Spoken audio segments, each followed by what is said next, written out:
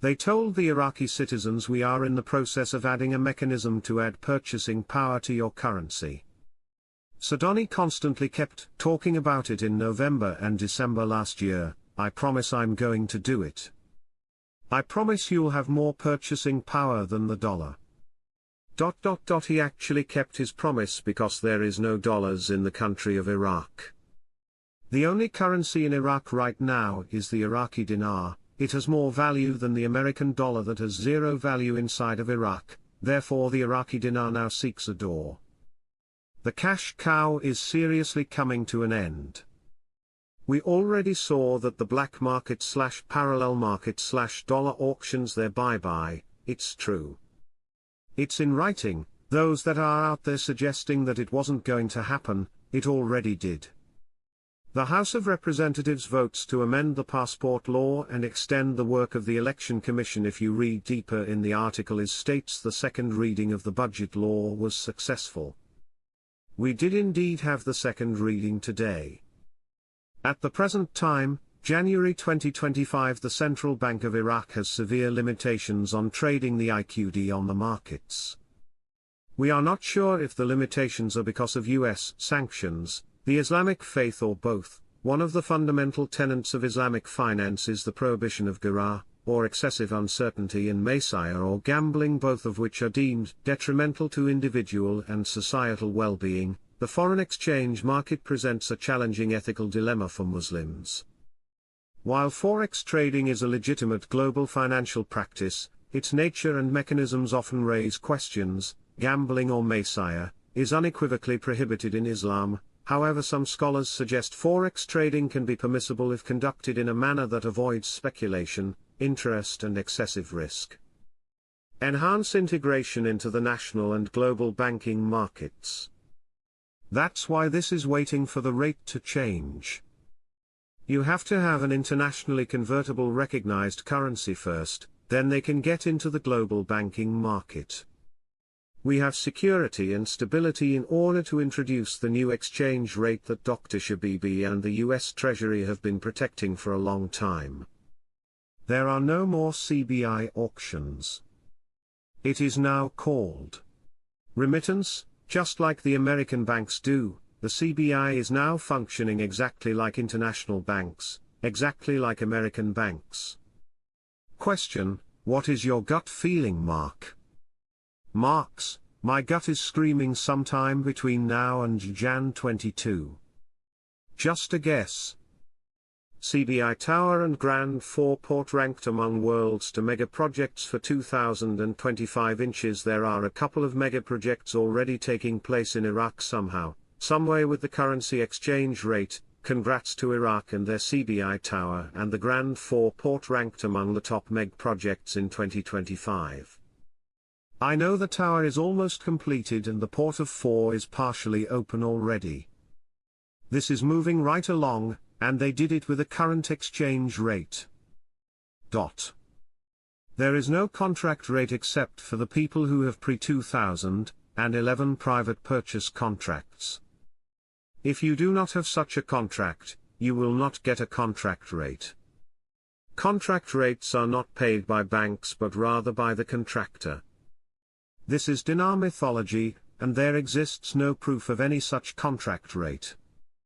If you want to go into the bank and sound like an idiot, then be my guest. Everyone will get exactly the same rate due to the law of one price. This can be verified. You must ask yourself how you might get a contract rate without a contract.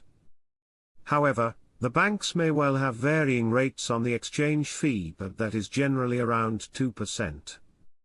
In my view, this reeks of a need to change the exchange rate for the Iraqi dinar, or they would have already done it.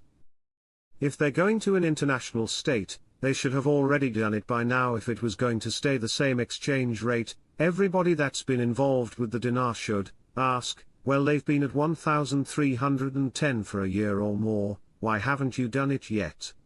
That's because they're looking for an exchange rate change, because that's what's going to happen. The House of Representatives completes the second reading of the draft amendment to the budget law. Quote, the Council of Representatives concluded, in its session today, Monday, The second reading report and discussion of the draft law of the First Amendment to the Federal General Budget Law of the Republic of Iraq for the fiscal years 2023 to 2024, 2025, No.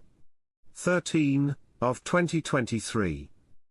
Everything is moving extremely fast. When we reach this 1000 to 1, you know how quickly they can lift those 3 zeros. Snap, like that. Pushing a button and now you're 1 to 1, float it. Start at 1 to 1 and see where it goes from there. Everything is moving so fast because de-dollarization. Al Nusayri explains the new mechanism for external transfers after the platform is closed. The best part of the article is the CBI is telling us that this new strategy is normal, and is working so far. I quote, "This means that the central bank has achieved a basic objective of monetary policy."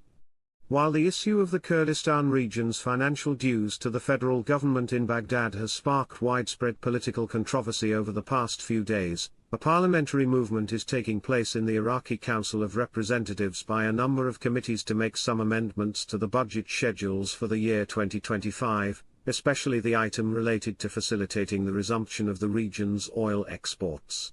And among these options is the establishment of the Kurdistan Region Oil Company. Earlier on Monday, Kurdistan Region President Nekirvan Barzani, during his meeting with Iraqi Parliament Speaker Mahmoud al-Moshadani, called for amending the budget law in a way that guarantees the rights and entitlements of the Kurdistan region.